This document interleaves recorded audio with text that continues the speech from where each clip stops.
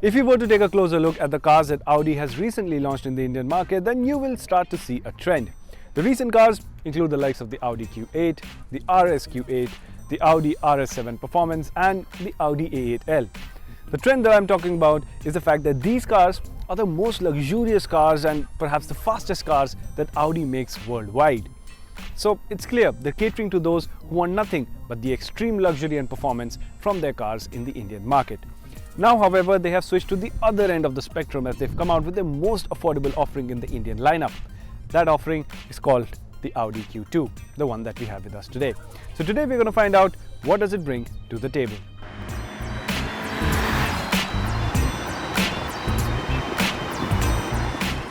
Let's start with the way it looks, and for that we have to talk about its size.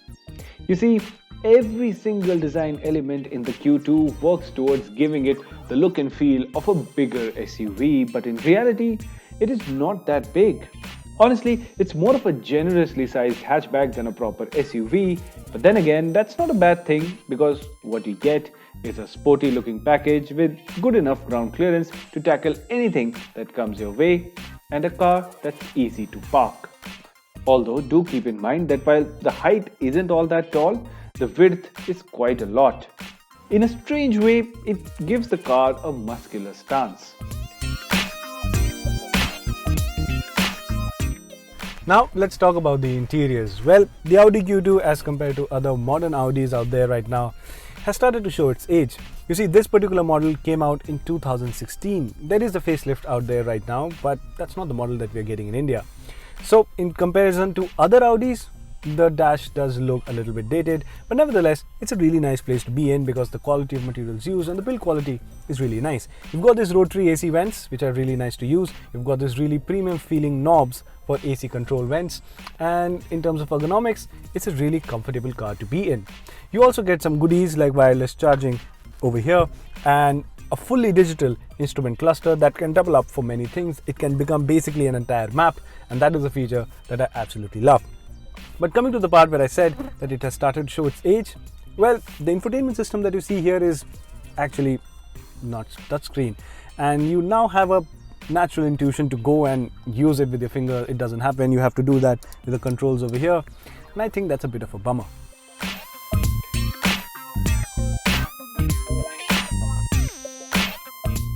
What's also a bummer is the fact that the seats have to be manually adjusted, and in a car in this segment, that's a big miss because nowadays the cars that cost about a third than the Q2 offer electronically adjustable seats. Thankfully though, there is a sunroof on offer, in case you were wondering.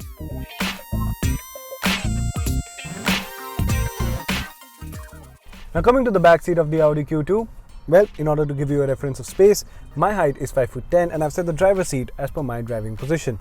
You can see I have decent amount of knee room and leg room on offer. It's nothing to write home about, and the car is not really wide, so I would say that this bench is best suited for 2 people.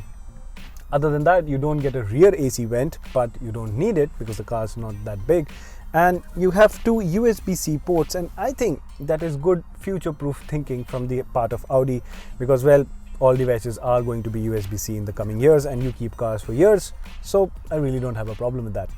All in all, it's a comfortable place to be in. The seats are really comfortable. Long distance touring for 2 people will not be a problem.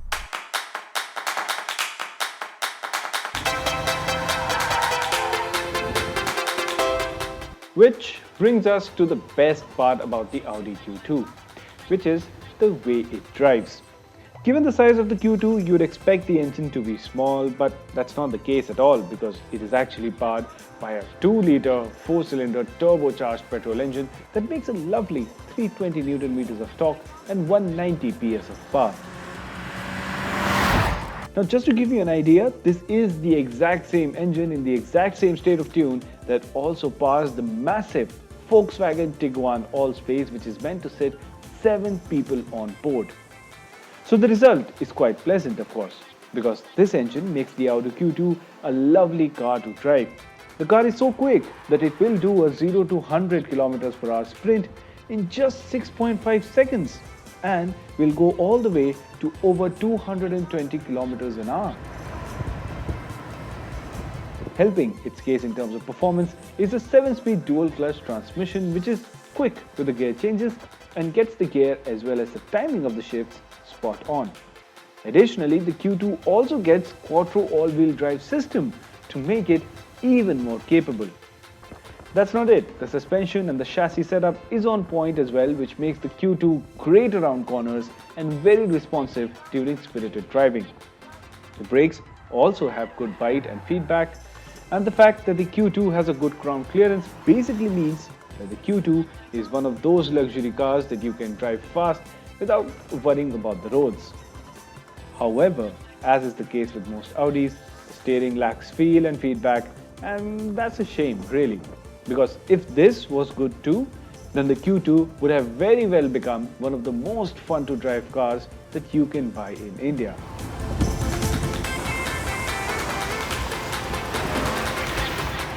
Now it's time to sum up the Audi Q2.